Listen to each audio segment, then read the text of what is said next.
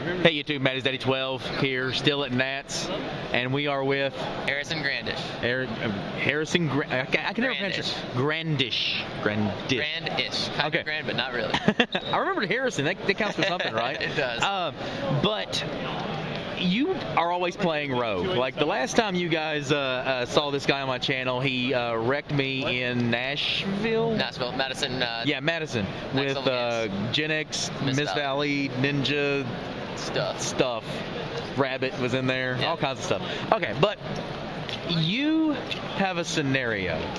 Let's talk about this scenario. What round were we in? All right, so this is round 1, WCQ. Oh, really? It was round 1 that early? This was this early in the game. Oh, wow. The whole tournament when there's a lot less, to me, a lot less pressure, but you.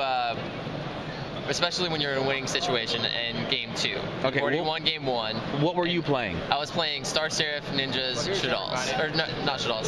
Star Seraph, Ninjas, and Miss Valley. Star Seraph, Ninja, Miss Valley. So using Miss Valley Falcon, Apex, Styx Chairs, and Hanzo as your monster. Okay. And so the scenario that I ran into was I had VLS on board. And his hand was 4 cards. He had 4 cards available. 4 cards available total. He uses mirror that he searched added to his hand because he's playing Necross, and he uses Rhoda to search for Shrit. Okay. Sets the Shrit and sets. So now you know 2 cards that he has. I have 2 cards knowledge. He sets 2 cards. He sets a monster. And then he sets a monster. He sets 2 spells and traps and then the monster. Okay. You have a BLS on board. BLS and 2 set spells and traps, one being Ninjutsu Art of Transformation, and I have a Hanzo that I drew into on my next turn. Okay, so you ended up drawing Hanzo. Yeah, I ended up drawing Hanzo and had Apex in hand from earlier in the game. Okay, so that's the game state. So we have a 2 set back row, a set monster. We know that he searched a Shurret and a mirror. Yes. Okay, and you're assuming he leaves 1 card in hand. Yes. Your field is a back row, 2 back row, a BLS, and then you drew into a Hanzo. Okay. And he's at 550. I'm at 70. I'm in the high 7,000s. I only took a couple of damage, a little bit of damage from earlier bout attacking over some monsters. So my play, I know Necros don't play a lot of back row, but I'm making the assumption that he possibly either has a live back row or drew into a valve. You want to make sure you don't commit too much to the board. And, yeah, because you don't want to get just completely destroyed with Torrential Tribute. Exactly. Like and or any other back row that could be live. Yeah. So when I'm looking at that scenario, I don't want to commit to the board, so I decide to just opt to not make any commitment to the board and just attack with the BLS to destroy them. What I assume is the Shrit, and then attack directly for game.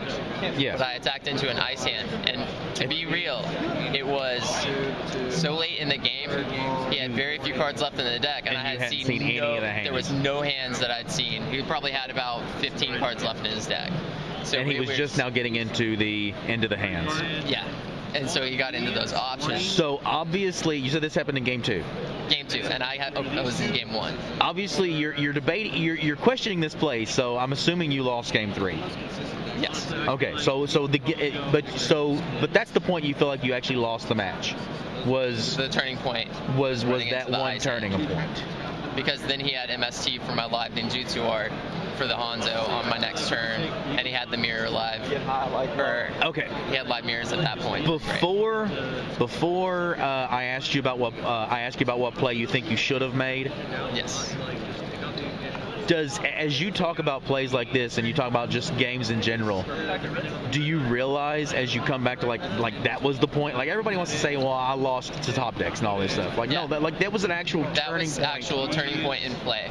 So advice for like future plays and things like that and stuff to take from any events that you go to and any games that you play.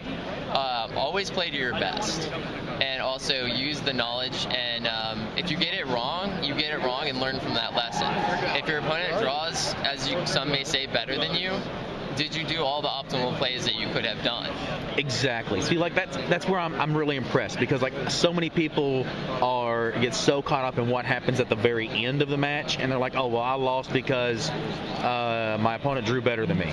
Yeah. No, you understand that was the turning point in this game. Even though there was a third game still to happen, that was the turning point in the match, and that was why you essentially lost the match, because Exactly. you made the I mean, I guess that's a hard play to read at that point, but I mean, you made the wrong read and you make essentially the wrong play. No offense intended, but you make the wrong play, and you notice it after it happens. So. All right. So, what do you think your proper play should have been at that point? Well, anytime you have a game-winning scenario, you got to look at every option possible that maybe not every option, because you only have so many minutes to make a turn play. Yeah. Especially at a tier 3 event. Yeah. But make sure your decision is well thought out, and commit. Usually when you're in that winning scenario, don't overestimate what your opponent has, because they're going to be struggling, especially if you have advantage, and they're going to try to put that pressure back to you, get their tempo back into their game state. So if you have a winning play, you best do it with the knowledge provided to you. So you didn't summon the Hanzo in fear of the Torrential Tribute. Correct. What would be the other card that you would have been in fear of at that point? Would have been Mirror Force. And I did have the back of my mind. I was thinking hands are possible, but I didn't see him, and I'll see hands until like the first of the 15 last cards in his deck. So at that point, if you're not wanting to commit to the board in fear of Torrential Tribute, I guess you could turn your BLS to defense, banish whatever monster, and then make yourself. And then make the Hanzo play and attempt to push for game. You said he was at 550. Yeah, 550. So like that's game. But again, you put yourself vulnerable to Torrential Tribute. You make yourself vulnerable to other plays, and then you also have yourself with less options later.